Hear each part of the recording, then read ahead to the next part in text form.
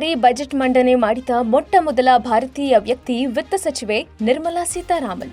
9 budget, 9 ಬಣ್ಣದ ಸೀರೆಗಳು. ಪ್ರತಿ ಬಾರಿಯ ಬಜೆಟ್ನಲ್ಲೂ ಒಂದೊಂದು ವಿಶೇಷ ಸೀರೆಯ ಮೂಲಕ ನಿರ್ಮಲಾ ಸೀತಾರಾಮನ್ ಎಲ್ಲರ ಗಮನ ಸೆಳೆಯುತ್ತಿದ್ದಾರೆ.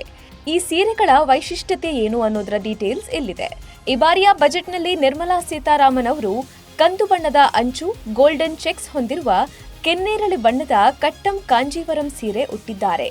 ಭಾರತದ ಸಾಂಪ್ರದಾಯಿಕ ಕೈಮಗ್ಗ ನೇಕಾರಿಕೆಯನ್ನು ಪ್ರೋತ್ಸಾಹಿಸಲು ಈ ಸೀರೆಯನ್ನು ಆಯ್ಕೆ ಮಾಡಿಕೊಂಡಿದ್ದಾರೆ. ಈ ಬಾರಿ ನಿರ್ಮಲಾ ಸೀತಾರಾಮನ್ ಧರಿಸಿರುವ ಕೆನ್ನೇರಳೆ ಬಣ್ಣವು ಶಕ್ತಿ ಮತ್ತು ಆತ್ಮವಿಶ್ವಾಸ ಪ್ರತಿನಿಧಿಸುತ್ತೆ. ಇದು ಭಾರತದ ಆರ್ಥಿಕತೆಯ ಬಲವಾದ ಬೆಳವಣಿಗೆಯನ್ನ ಬಿಂಬಿಸುವ ಉದ್ದೇಶ ಹೊಂದಿದೆ ಎನ್ನಲಾಗುತ್ತಿದೆ.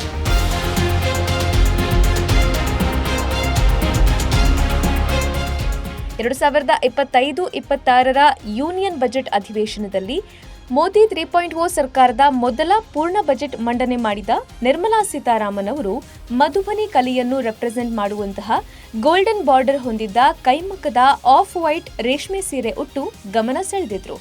ಇನ್ನು 2024-25ರ ಯೂನಿಯನ್ ಬಜೆಟ್ ಮಂಡನೆ ವೇಳೆ ನೇರಳೆ ಹಾಗೂ ಗೋಲ್ಡನ್ ಬಾರ್ಡರ್ ಹೊಂದಿದ್ದ ಬಿಳಿ ಬಣ್ಣದ ಮಂಗಳಗಿರಿ ಕಾಟನ್ ಸೀರೆ ಉಟ್ಟಿದ್ದರು.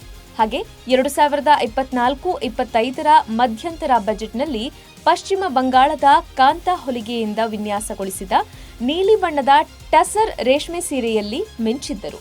2023-24ರಲ್ಲಿ ಕರ್ನಾಟಕದಿಂದ ರಾಜ್ಯಸಭಾ ಸದಸ್ಯೆಯಾಗಿ ಹಣಕಾಸು ಸಚಿವೆಯಾಗಿದ್ದ ನಿರ್ಮಲಾ ಸೀತಾರಾಮನ್ ಅವರು ಕಪ್ಪು ಬಣ್ಣದ ಟೆಂಪಲ್ ಬಾರ್ಡರ್ ಹಾಗೂ ಗೋಲ್ಡ್ ಜರಿ ಇರುವ ರೆಡ್ ಸಿಲ್ಕ್ ಸ್ಯಾರಿ ಉಟ್ಟಿದ್ರು. 2022-23ರ ಬಜೆಟ್ನಲ್ಲಿ ಒಡಿಶಾದ ಕೈಮಗ್ಗದಲ್ಲಿ ನೇಯ್ದ ಆಫ್ ವೈಟ್ ಬಾರ್ಡರ್ ಹೊಂದಿದ್ದ ಕಂದು ಬಣ್ಣದ ಬೊಂಕೈ ಸೀರೆಯಲ್ಲಿ ಗಮನ ಸೆಳೆದಿದ್ರು. 2021-22ರ ಬಜೆಟ್ ಮಂಡನೆ ವೇಳೆ ನಿರ್ಮಲಾ ಸೀತಾರಾಮನ್ ಪೋಚಂಪಳ್ಳಿ ರೇಷ್ಮೆ ಸೀರೆಯಲ್ಲಿ ಕಂಗೊಳಿಸಿದ್ರು. ಕೆಂಪು ಮತ್ತು ಬಿಳಿ ಬಣ್ಣದ ಈ ಸೀರೆ ಇಕ್ಕತ್ ಶೈಲಿಯನ್ನು ಹೊಂದಿತ್ತು. 2020-21ರ ಬಜೆಟ್ನಲ್ಲಿ ಹಳದಿ ಬಣ್ಣದ ಗೋಲ್ಡನ್ ಸ್ಟ್ರಿಪ್ಸ್ ಹೊಂದಿದ್ದ ರೇಷ್ಮೆ ಸೀರೆ ಧರಿಸಿ ಮಿಂಚಿದ್ರು. ಇನ್ನು ಅವರ ಮೊಟ್ಟ ಮೊದಲ ಬಜೆಟ್ ಮಂಡನೆ ಅಂದ್ರೆ 2019-20ರ ಬಜೆಟ್ ಮಂಡನೆ ವೇಳೆ ಸ್ಥಿರತೆ ಹಾಗೂ ಗಂಭೀರತೆಯ ಸಂಕೇತವಾಗಿರುವ ಗುಲಾಬಿ ಬಣ್ಣದ ಸೀರೆ ಧರಿಸಿದ್ದರು. ಇದು ಗೋಲ್ಡನ್ ಕಲರ್ ಬಾರ್ಡರ್ ಹೊಂದಿದ್ದ ಆಂಧ್ರ ಪ್ರದೇಶದ ಮಂಗಳಗಿರಿ ಕಾಟನ್ ಮತ್ತು ರೇಷ್ಮೆ ಮಿಶ್ರಿತ ಸೀರೆಯಾಗಿತ್ತು. ಇದೀಗ ಕೆನ್ನೇರಳೆ ಬಣ್ಣದ ಸೀರೆ ಧರಿಸಿ ನಿರ್ಮಲಾ ಸೀತಾರಾಮನ್ ಬಜೆಟ್ ಮಂಡಿಸಿ ಹೊಸ ದಾಖಲೆಗೆ ಪಾತ್ರರಾಗಿದ್ದಾರೆ.